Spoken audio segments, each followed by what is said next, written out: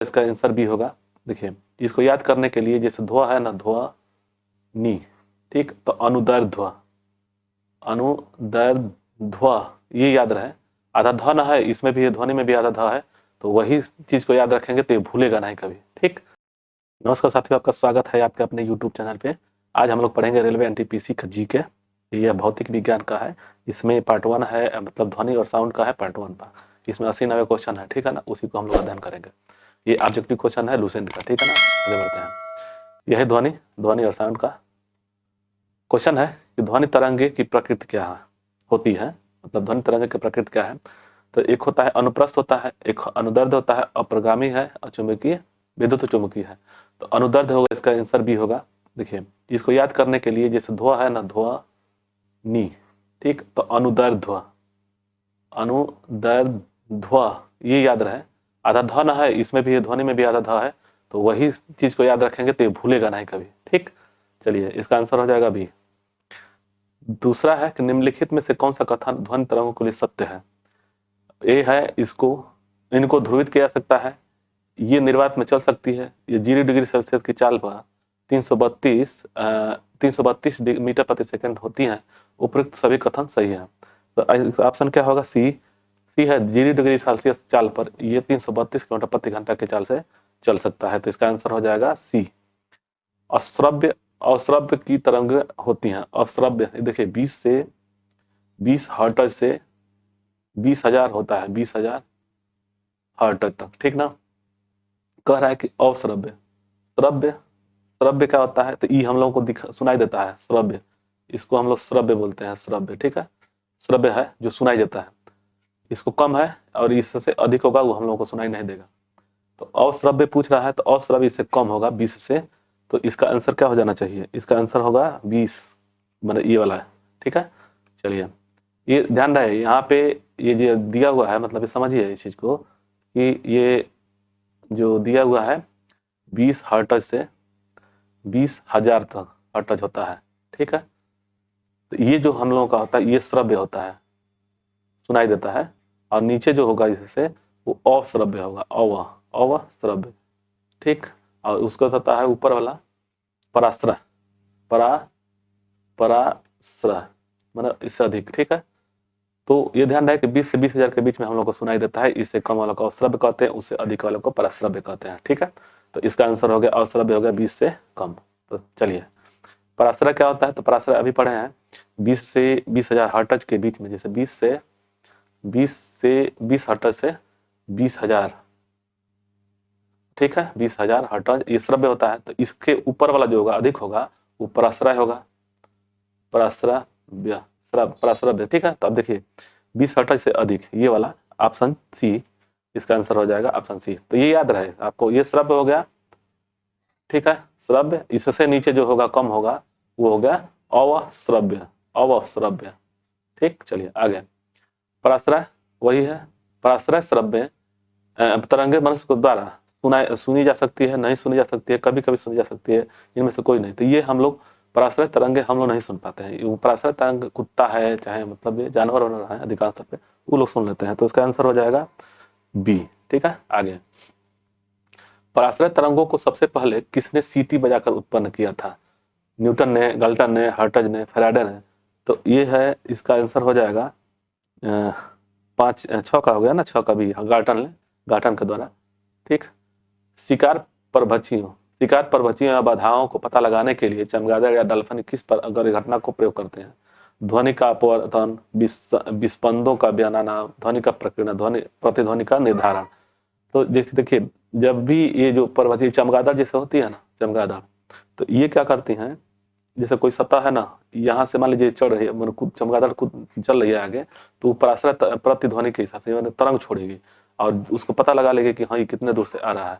तो ये प्रतिध्वनि होता है, मतलब एक कोई सरफेस से वापस आता है तो उसको प्रतिध्वनि बोलते हैं। तो इसका आंसर हो जाएगा साबित का डी। आगे बढ़ते हैं, कीड़ों तथा हानि पहुंचाने वाले तत्वों को घरों में से दूर भगाने के लिए प्रयोग किया जाता है। अल्ट्रासोनिक तरंग, रेडियो तरंग, इंफ्रारेड तरंग, सबसोनिक तरंग, ठीक है। तो इसका आंसर क्या हो जाएगा, इंफ्रासोनिक, इंफ्रा नहीं, अल्ट्रासोनिक जो होता है, अल्ट्रासोनिक तरंग को प्रयोग किया जाता है।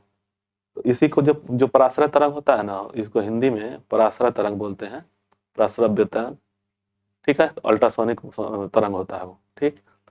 ध्वनि का तारतम्य किस पर निर्भर करता है? आवृत्ति पर, तीव्रता पर, वेग पर, आयाम पर।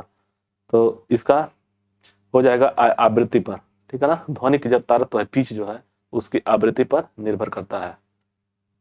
याद करने के लिए देखिए, ध्वनि का आवृत्ति, ध्वनि का आवृत्ति, ध्यान है, ये पूछता है क्वेश्चन, ठीक है।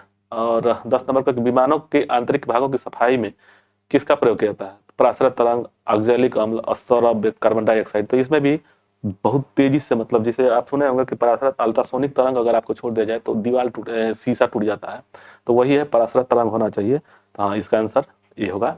चलिए, 11 है कि 20 से 20,000 हर्ट्ज की बारंबारता का ध्वनि निम्नलिखित में से क्या है? अल्ट्रासाउंड है, इंफ्रासोनिक है, हाइपरसोनिक है, श्रव्य है, ऑडिबल। ऑडिबल मतलब सुनाई देने वाला, श्रव्य है। तो ये 20 से अभी पढ़ा है हम लोग, पहले क्वेश्चन में था कि 20 से 20,000 के बीच में हम लोग को सुनाई देने वाला है, तो इसका आंसर हो जाएगा डी 11 का।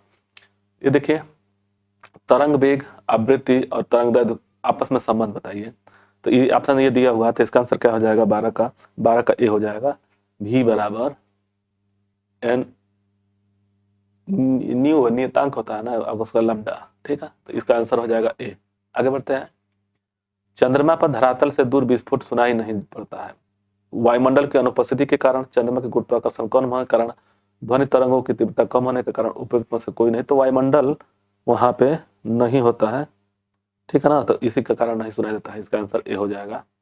चलिए, चमगादड़ अंधेरे में उड़ सकती है क्योंकि अंधेरे में उसे साफ दिखाई देता है, उसकी आंखें की प्यूपिल बहुत बड़ा होता है, वे अधिक तीव्र ध्वनि से तरंग पैदा करती हैं जिसका नियंत्रण करती हैं, कोई भी चिड़िया ऐसा कर सकती हैं। तो इसका आंसर सी हो जाएगा, ठीक है ना। ये प्रतिध्वनि जो होता है ना, जैसे कोई सरफेस को, दीवार को अगर समझ जाएंगे, अगर यहाँ से चल रही हैं तो ये प्रतिध्वनि सुनती हैं, तो यहाँ से तरंग छोड़ती हैं, वो वापस से आता है, तो ठीक है ना। तो इसका ये हो जाएगा आंसर सी। आगे कथन है, चमगादड़ रात्रि में किसी वस्तु से बिना टकराए हुए उड़ती है और चमगादड़ से इंफ्रासोनिक तरंगे निकलती हैं। तो ये दे रहा है कि ये कथन ये है, उसका कारण ये है।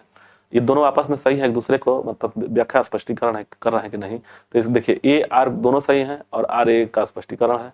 ए एवं आर दोनों सही है, परंतु ए आर का स्पष्टीकरण नहीं है। ए सही है परंतु आर गलत है, ए गलत है परंतु आर सही है। तो इसका आंसर क्या हो जाएगा? 15 का सी। ए सही है परंतु आर गलत है, ठीक है ना।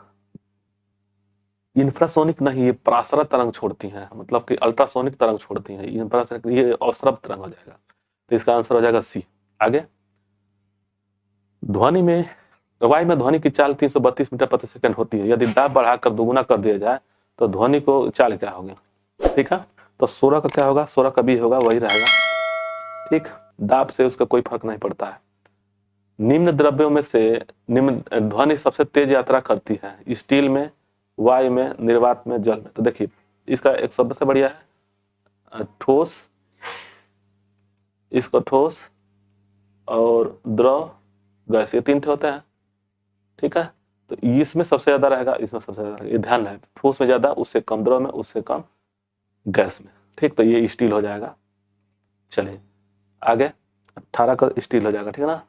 बादलों की बिजली की चमक के काफी समय बाद बादलों की गर्जना सुनाई देती है, इसका कारण क्या है? बादल ध्वनि तरंगों को रोक देते हैं, गर्जन बाद में उत्पन्न होती है, प्रकाश निर्वात में चल सकती है परंतु ध्वनि नहीं, प्रकाश की चाल ध्वनि की चाल से अधिक होती है, ठीक। तो इसका आंसर क्या हो जाएगा? इसका आंसर हो जाएगा 18 का डी हो जाएगा। जो प्रकाश की ध्वनि जो होती है, प्रकाश की जो चाल होती है ध्वनि की चाल से अधिक होती है, ठीक। तो इसका आंसर हो जाएगा डी। वायुमंडल में ध्वनि का वेग लगभग लगभग दिया हुआ है 330 मीटर प्रति सेकंड, 220 मीटर प्रति सेकंड, 110 मीटर प्रति सेकंड, 232 मीटर प्रति सेकंड होता है, मतलब ये लगभग दिया हुआ है। तो ये इसका आंसर ए हो जाएगा। 332 होता है, 332 मीटर प्रति सेकंड होता है। ये ध्यान रहे कि इसका आंसर पूछता है क्वेश्चन में, ठीक। किसी माध्यम में ध्वनि तेज चलती है, सबसे तेज चलती है, तो वही ठोस, मान लीजिए ठोस, द्रव, गैस, वायु, सबसे ज्यादा ठोस में चलती है, तो इसका आंसर हो जाएगा ए। आगे, ध्वनि का वेग भिन्न भिन्न माध्यमों में समान होता है, भिन्न भिन्न होता है। ठोस में अधिक होता है, ठोस में सबसे अधिक होता है, भिन्न भिन्न होता है, द्रव में सबसे कम होता है, भिन्न भिन्न होता है, गैस में सबसे अधिक होता है। तो गैस में तो सबसे कम होगा, द्रव में भी कम होगा, इसमें होगा भिन्न भिन्न। इसका 21 का हो जाएगा बी। चलिए आगे, निम्नलिखित मतलब लगभग 20 सेंटीग्रेड ताप पर किस माध्यम में ध्वनि की गति अधिकतम होगी? हवा, ग्रेनाइट, पानी और लोहा। तो इसका हो जाएगा डी, लोहा में।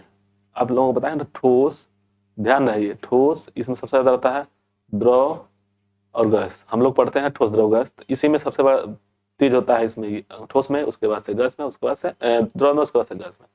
ठीक, आगे, निम्नलिखित में से कौन सा कथन एक कथन सही नहीं है? ये पूछ रहा है कि इसमें से कौन कथन सही नहीं है। तो कभी भी क्वेश्चन पढ़ाया जाता है तो इसमें ध्यान दिया जाता है, नहीं वाला क्वेश्चन पे बहुत ध्यान दिया जाता है, यानी कि इसमें एक नहीं होगा और 3 सही होंगे। ठीक, तो तापमान के बढ़ने पर वायु के ध्वनि का वेग बढ़ता है, वायु के ध्वनि का वेग दाब पर निर्भर नहीं करता है, दाब पर निर्भर नहीं करता है। तो अभी से पहले क्वेश्चन पूछा कि दाब पर निर्भर नहीं करता है, तो ये तो सही हो जाएगा। आर्द्रता के बढ़ने पर वायु के ध्वनि में वेग कम होता है, कम हो जाता है। आयाम और आवृत्ति परिवर्तन से ध्वनि का वेग प्रभावित नहीं होती है। तो इसका आंसर हो जाएगा 23 का सी जो होता है, आर्द्रता के बढ़ने पर वायु के ध्वनि का वेग कम हो जाता है। ठीक, ये सही नहीं है, मतलब ये देख लीजिए इसका, ये है सी। आगे, ध्वनि, वायु में ध्वनि का वेग तापमान के बढ़ने से घटता है, तापमान के घटने से बढ़ता है, तापमान की आश्रित नहीं रहता है और तापमान के घटने से घटता है। तो इसका आंसर क्या हो जाएगा? 24 का डी हो गया कि तापमान के घटने से घटता है वेग। 25 है कि रेलगाड़ी के इंजन से निकली भाप पहले दिखाई पड़ता है और सीटी बाद में सुनाई पड़ती है। जो वही बादल वाला है, सिस्टम वही वाला है। प्रकाश तरंगों की चाल की तुलना ध्वनि की तरंगों की चाल से बहुत कम होती है। कह रहा है कि प्रकाश की चाल की तुलना में ध्वनि तरंगों की चाल बहुत कम होती है, तो प्रकाश से ध्वनि की चाल कम होती है। तो इसका आंसर क्या हो जाएगा? 25 का ए हो जाएगा। ए आर दोनों सही हैं और आर ए का सही व्याख्या कर रहा है। ठीक है, तो इसका आंसर हो जाएगा। कारण यह है कि प्रकाश का जो चाल होता है ध्वनि से अधिक होता है। तो ये तो सही दिखा रहा है कि मालिक कह रहा है कि रेलगाड़ी इंजन से निकली हुई भाप दिखाई देता है, यानी कि जो हम लोग देख रहे हैं, ठीक, और ध्वनि सुन रहे हैं। तो सिटी की कार्ल्टन की जो सिटी है, तो इसका चाल अधिक होगा, इसका चाल कम है। तो वही दे रहा है कि एक दूसरे से मतलब ये सही है कि नहीं है। चलिए आगे, पराध्वनि विमान उड़ते हैं ध्वनि की चाल से, ध्वनि की चाल से कम चाल से, ध्वनि की चाल से अधिक चाल से, प्रकाश की चाल से। पराध्वनिक विमान उड़ते हैं, तो इसका आंसर क्या हो जाएगा? सी, ध्वनि की चाल से अधिक चाल में। आगे, वस्तु के वेग तथा उसी माध्यम में एवं उन्हीं परिस्थितियों में ध्वनि के वेग के अनुपात को कहते हैं अस्थायित्व संख्या, लैप्लास संख्या, ऑक्टेन संख्या, मैक संख्या। तो इसका आंसर 27 का हो जाएगा डी, मैक संख्या। इसको याद रहे, मैक संख्या क्या होता है, मैक कहाँ प्रयोग किया जाता है? तो वस्तु के वेग तथा उसी माध्यम में उन्हीं परिस्थितियों में ध्वनि के वेग को अनुपात को क्या कहते हैं? मैक संख्या कहते हैं। ठीक, ये परिभाषा है, परिभाषा याद रहे। ठीक, आगे, मैक अंकों का प्रयोग वेग के संबंध में किया जाता है ध्वनि में, जलयान में, वायुयान में, अंतरिक्षयान में। तो इसका मैक का वायुयान में प्रयोग किया जाता है, वायुयान में जो मैक का प्रयोग किया जाता है। ध्वनि या ध्वनि प्रदूषण मापा जाता है, ठीक है ना, फान से, डेसी से, डेसिबल से, डेसिमल से।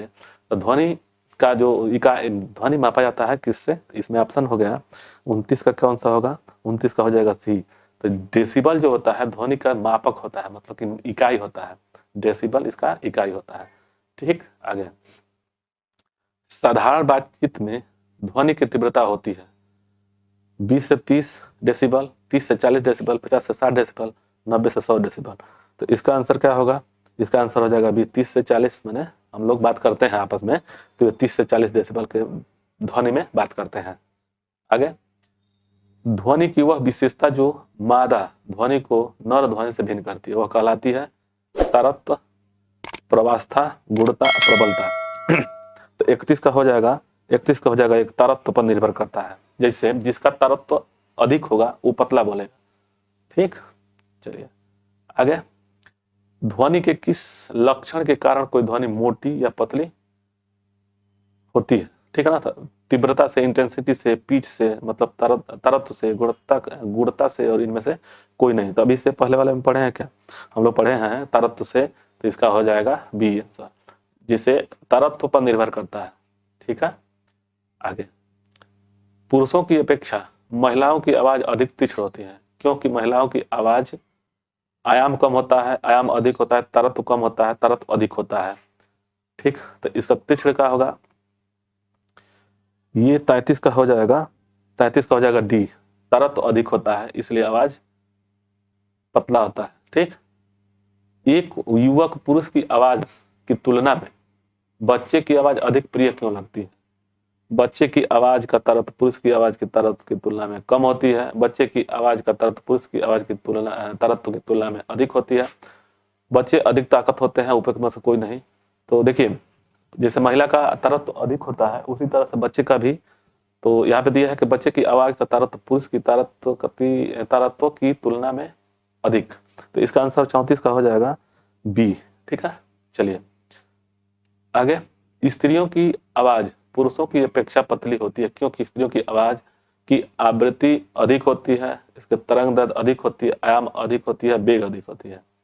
ठीक, इसमें तो वो नहीं कुछ दिया है तरत्व के बारे में, तो देखिए यहाँ पे 35 का हो जाएगा, 35 का ए हो जाएगा आवृत्ति, आवृत्ति जो होती है अधिक होती है। आगे, यदि सितार व बांसुरी एक ही स्वर बजाया जाए, सितार और बांसुरी पर एक ही स्वर बजाया जाए तो इनमें उत्पन्न ध्वनि का भेद निम्नलिखित में क्या अंतर के कारण किया जा सकता है? तरत्व, प्रबलता, गुणता, केवल तरत्व प्रबलता, केवल ध्वनि प्रबलता, केवल ध्वनि गुणता, ये गुणता है। ठीक है ना, तो इसका आंसर क्या हो जाएगा 36 का केवल ध्वनि गुणता से, 36 का डी। आगे, निम्नलिखित में से कौन सा एक वायु में ध्वनि तरंगों को उत्पादित नहीं होता है? ध्रुवण, विवर्तन, परावर्तन, अपवर्तन। तो ये कह रहा है कि ध्वनि तरंगों का उत्पादित नहीं होता है वायु में, तो ऑप्शन दिया है ध्रुवण, विवर्तन, परावर्तन, अपवर्तन। ठीक है, तो इसका आंसर हो जाएगा ए, ध्रुवण। आगे,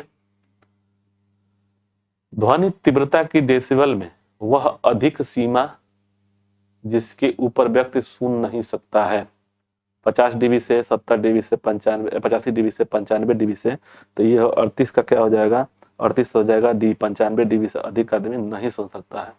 ठीक, निम्नलिखित में से किसके द्वारा सबसे अधिक ध्वनि होता है? मोटर गाड़ी, रेलवे इंजन, पॉप म्यूजिक, हवाई जहाज की उड़ान। ठीक, तो 39 का हो जाएगा, 39 का डी हो जाएगा, हवाई जहाज के द्वारा सबसे ज्यादा ध्वनि प्रदूषण होता है। नजदीक आती रेलगाड़ी की सीटी की आवाज बढ़ती जाती है, जबकि दूर जाने वाली रेलगाड़ी के लिए घटती जाती है। घटना का उदाहरण है रमन प्रभाव, डॉपलर प्रभाव होना चाहिए, डॉपलर प्रभाव है इसका आंसर हमारे हिसाब से। तो ये हाँ ठीक है, दिया है जूल थॉमस प्रभाव, क्राफ्टमैन प्रभाव, डॉपलर प्रभाव, तो इसका डॉपलर का प्रभाव होता है। ठीक है, तो ये वीडियो आप लोगों को अच्छा लगे तो लाइक से सब्सक्राइब जरूर करें, और इसका नेक्स्ट पार्ट हम निकाले आप ले आएंगे अभी तो कल इसको। ठीक है ना, तो ये वीडियो आप लोगों को अच्छा लगे तो लाइक से सब्सक्राइब करें। धन्यवाद, जय हिंद, जय भारत।